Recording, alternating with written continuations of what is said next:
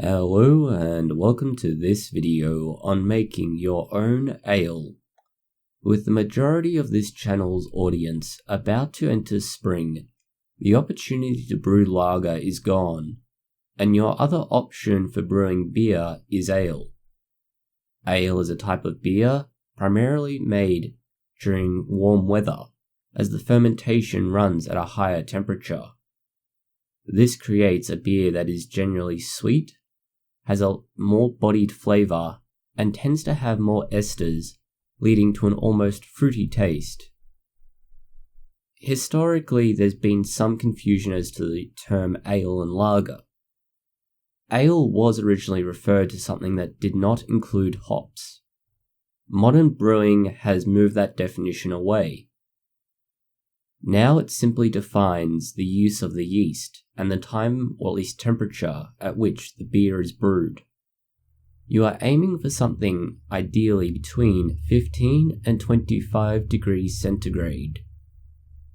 Traditionally, ale was the most popular beer style in America, and it was built off of German beers. This meant they used 3 ingredients, primarily wheat malt, barley malt, and an ale yeast. As pointed out, ales are produced between 15 and 25 degrees centigrade. This and the yeast selection over time has led to the greater production of esters. These are chemicals we've mentioned previously, and they are responsible for the fruity, lighter flavours of an ale. This is then countered and balanced by the use of hops. There is a wide range of ales available, going from extremely pale to extremely dark.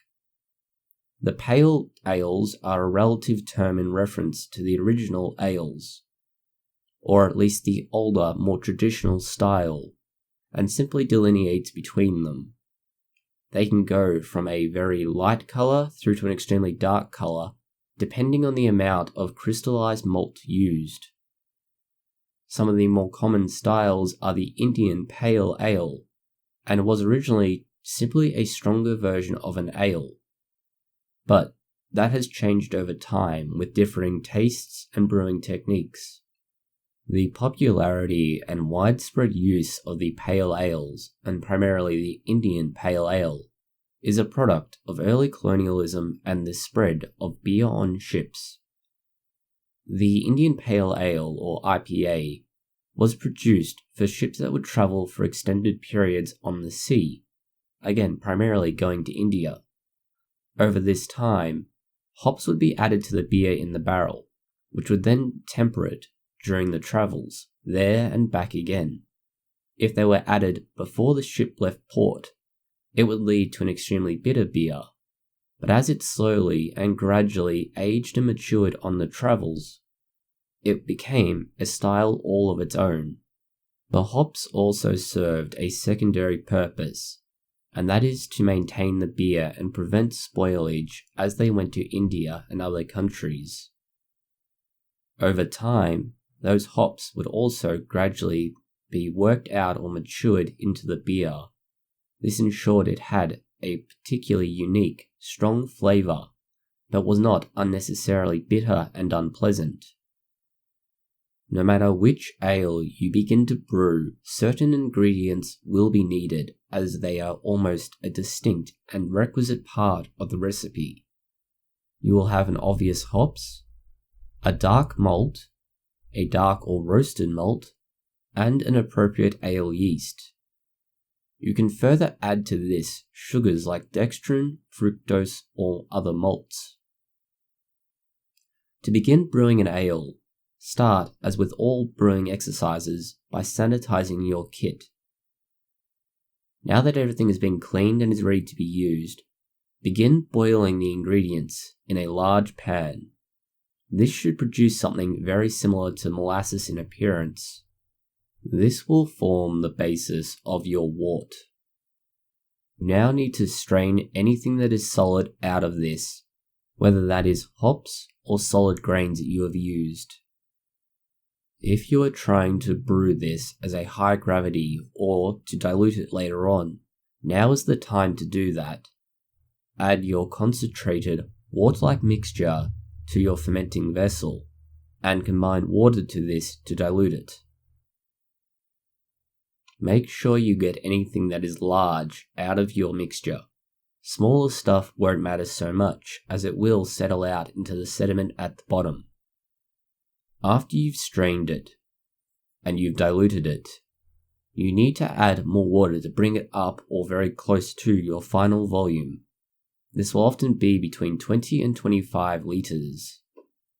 Begin by adding a small quantity of hot water.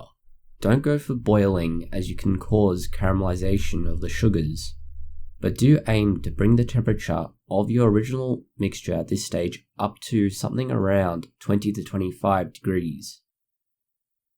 Now you have what will be your fermenting mixture. That's the simple part. What you need now is a yeast culture, and this is where things get a little bit more difficult. The ale yeast would prefer to work between 20 and 25 degrees centigrade. That is close to normal room temperature. What you'll find is that it actually goes up a little bit higher the longer the fermentation carries on. So you want to try and aim for just below or just on 20 degrees centigrade. Now that you have that in your fermenting vessel, you need to work on your yeast starter. This can be done several ways, but the quickest and easiest is to combine the contents of a packet of beer yeast, specific ale varieties preferably. Combine this with about a tablespoon of table sugar and approximately 250 milliliters of water, or 1 cup. Add these to a jug or similar, stir and wait half an hour. In that time you should begin to see foam forming on the top.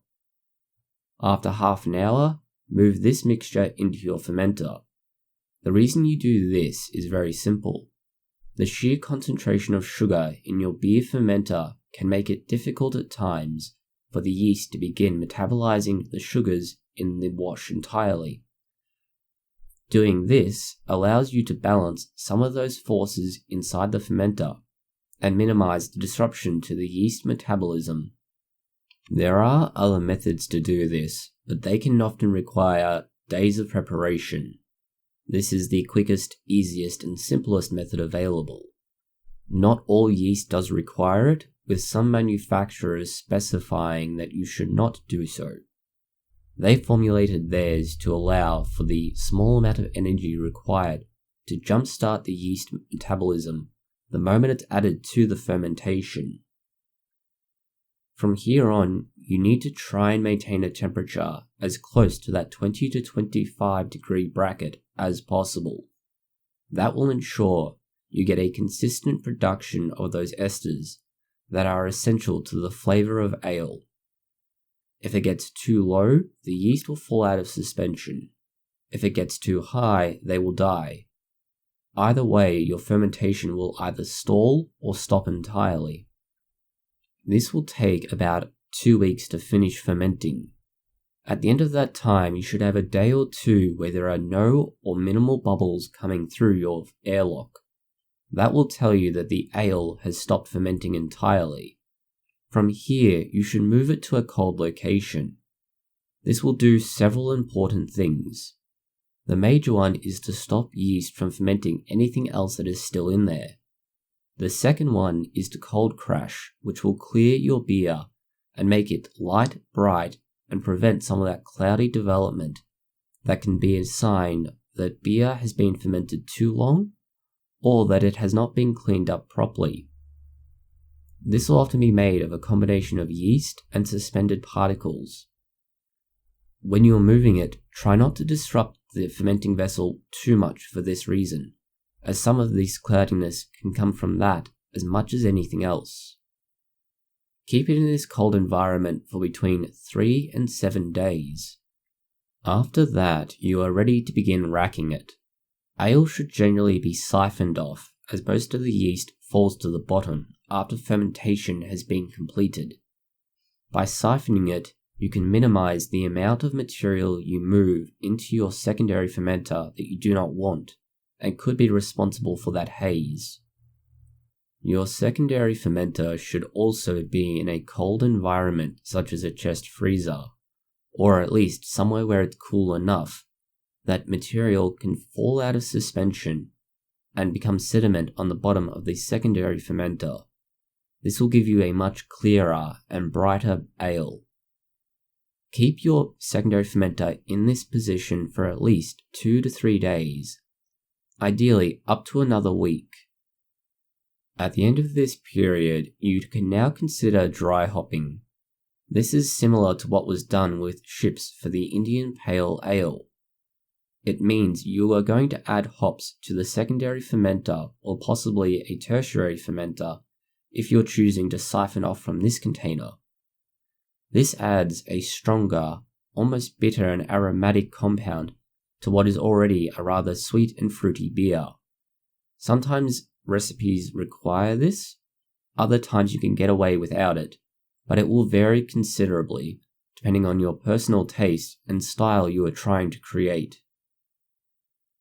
Because of the flavours and the way the beers are made, you are best serving pale ale as a cold beer. This is because the heat of holding it and the environment will allow the fruity and caramel flavours to come off of the beer as a volatile gas, both gas and as a flavour when you drink it.